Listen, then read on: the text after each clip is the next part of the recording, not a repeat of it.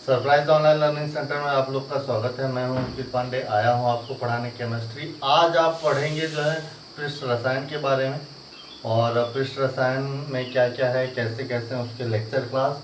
और इसका जो सबसे पहला टॉपिक आता है अधिशोषण, तो उस अधिशोषण के बारे में आप जानेंगे और उसके लेक्चर क्लास के बारे में जानेंगे। तो सबसे पहले हम बात कर लेते हैं कि हमारा आज जो पहला चैप्टर शुरू होने वाला है, यानी नया चैप्टर शुरू होने वाला है, उसका नाम है पृष्ठ रसायन, यानी सरफेस केमिस्ट्री। अब ये सरफेस केमिस्ट्री होता क्या है, मतलब कि ऐसी कौन सी केमिस्ट्री है जिसमें इसका अध्ययन करना है, मतलब कि क्या अध्ययन करना होगा। तो देखिए नाम से स्पष्ट हो रहा है पृष्ठ। मान लेते हैं हमारे पास कोई एक ठोस है, तो इस ठोस को देखिए अगर हम फोकस करेंगे तो इसका जो ये बाहरी आवरण है, ये जो बाहरी परत है, इसी को हम कहते हैं पृष्ठ कहते हैं। क्या कहते हैं? सरफेस कहते हैं।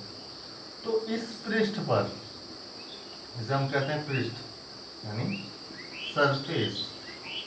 अब इस पृष्ठ पर जो भी अणु है या परमाणु है या आयन है, जो भी है उसका अध्ययन करना है। उसी का हमें क्या करना है? अध्ययन करना है, यानी कि उसके किसका?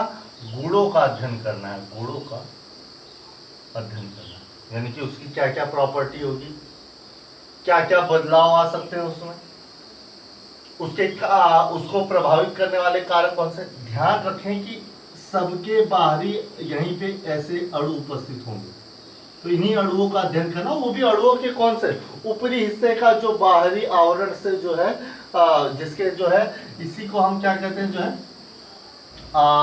इसी को हम पृष्ठ कहते हैं, यानी पृष्ठ अणु कहते हैं, यानी सरफेस मॉलिक्यूल कहते हैं। आप ये मॉलिक्यूल भी हो सकता है, परमाणु भी हो सकता है और आयन भी हो सकता है। अब इसका जो भीतरी हिस्सा है, इसको कहते हैं स्थूल। स्थूल या फिर इसको बल्क कहते हैं, बल्क, यानी कि भीतरी हिस्सा। तो जो बल्क में अणु है उन पर इस चैप्टर में कोई अध्ययन नहीं। इस चैप्टर में बल्क का अध्ययन हमने किया, यानी कि जो पृष्ठ प्लस और बल्क यानी स्थूल, इन दोनों का अध्ययन हमने ठोस अवस्था में कर लिया है। आपने देखा होगा ठोस अवस्था। उसके बाद जरूरी नहीं कि ये जो है ठोस के ही बारे में अध्ययन किया जाए, हम द्रव के बारे में भी अध्ययन कर सकते हैं। तो इस चैप्टर में द्रव कोई लिक्विड है, उसके बाहरी आवरण की भी अध्ययन की जा सकती है, लेकिन उसमें क्या होता है कि द्रव क्या होते हैं, उनके मॉलिक्यूल गतिज अवस्था में होते हैं, बार बार बदलते रहते हैं। तो अंदर अणु बाहर चला जाता है, बाहर अणु अंदर चला जाता है। यही केस हमारा गैस के साथ भी होता है। तो इसीलिए गैस और द्रव का जो पृष्ठीय अणुओं का जो अध्ययन है वो करना संभव नहीं हो पाता, लेकिन ठोस का हम आसानी से कर लेते हैं। तो पृष्ठ रसायन क्या है? रसायन विज्ञान की वह शाखा जिसके अंतर्गत किसी ठोस के पृष्ठ पर उपस्थित अणुओं के प्रकृति तथा गुणों का अध्ययन किया जाना ही पृष्ठ रसायन कहलाता है। रसायन विज्ञान की वह शाखा जिसके अंतर्गत ठोस पदार्थों के पृष्ठों पर उपस्थित अणु, आवलिक परमाणु, आवलिक आयन के गुणों व प्रकृति का अध्ययन किया जाता है, क्या कहलाता है? पृष्ठ रसायन कहलाता है। तो ये हमारा जो है डिफिनेशन हो जाएगा। अब सवाल उठता है कि पृष्ठ रसायन को कितने भागों में बांटा गया है। तो जो पृष्ठ रसायन को हमें देखना है कि यहाँ पे 3 भागों में बांटा गया, नंबर 1, नंबर 2 और नंबर 3। नंबर 1 कौन सा है? नंबर 1 है हमारा अधिशोषण। इस चैप्टर का नाम आएगा अधिशोषण। इसे एड्सॉर्बेशन भी कहते हैं।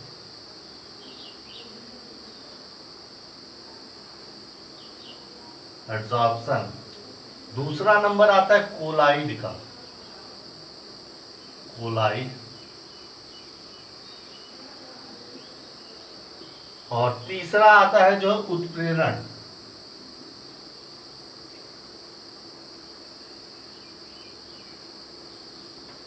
कैटालिसिस। अब ये जो है 3 टॉपिक हमें इस चैप्टर में अध्ययन करने हैं।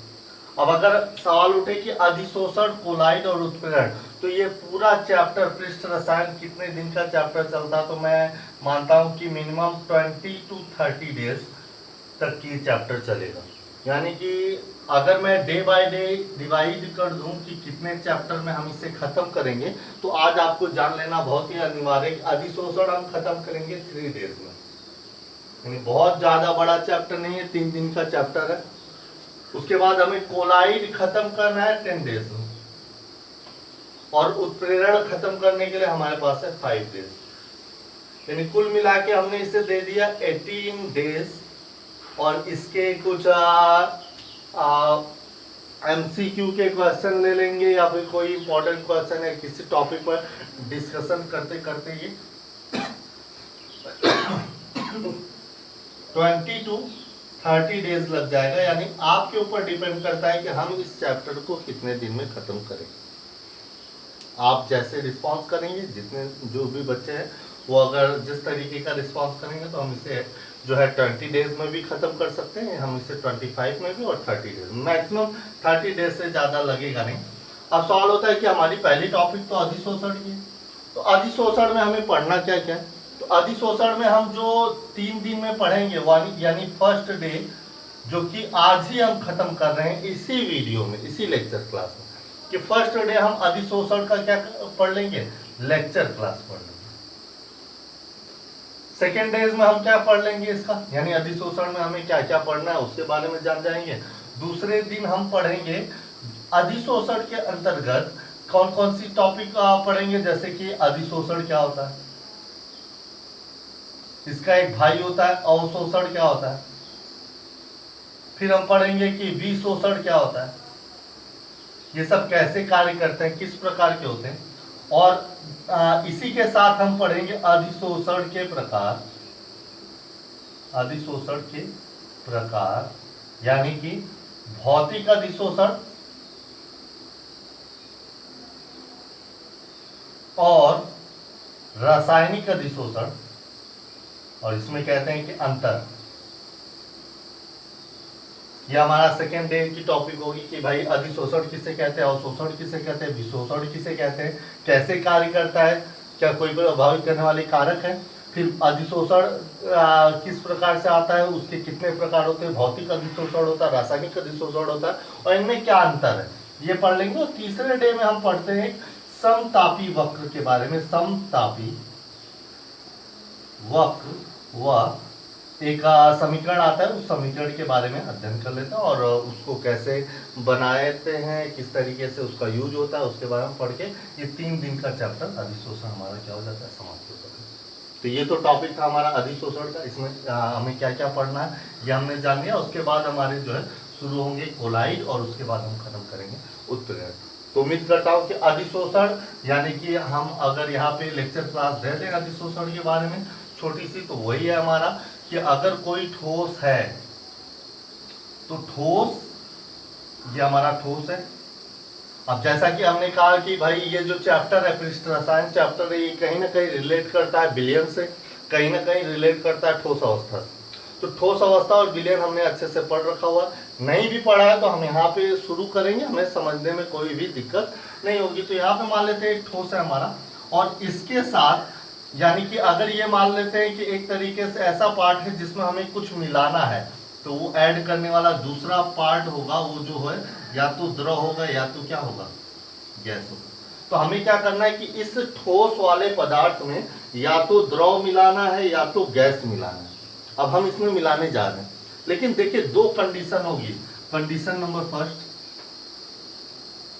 कि ये जो द्रव या गैस है, इनके जो पार्टिकल है वो यहीं पे आके रुक जाए। ये देखिए मैंने बता दिया, इसके पृष्ठ पे ही आके ऊपरी हिस्से पर ही रुक जाए।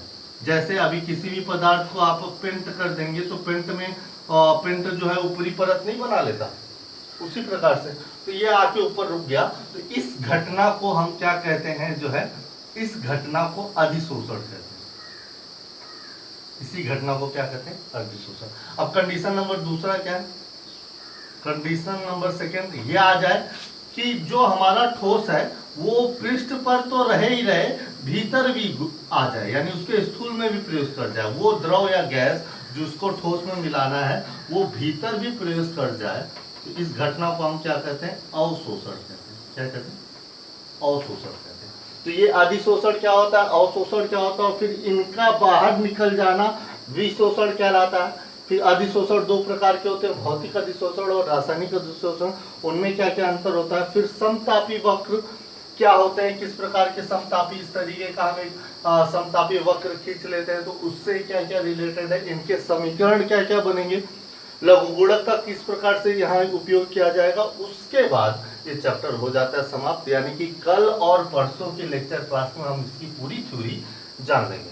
तो ये तो हमारा टॉपिक था जो पृष्ठ रसायन है। मैंने बता दिया है कि ये रिलेट करता है ठोस अवस्था और जो है विलयन से, तो हमने उसका अध्ययन अच्छे से कर ही रखा हुआ है और अब हमें इसे समझने में कोई भी कठिनाई, कोई भी दिक्कत नहीं होगी। तो आज के लिए बस इतना ही। आगे कल मिलेंगे हम जो है अधिशोषण, अवशोषण, विशोषण और अधिशोषण के प्रकार, यानी कि भौतिक अधिशोषण किसे कहते हैं, रासायनिक अधिशोषण किसे कहते हैं, और इसका जो मोस्ट इंपॉर्टेंट क्वेश्चन बनता है कि भौतिक अधिशोषण और रासायनिक अधिशोषण में अंतर क्या होता है। तो take care, all the best.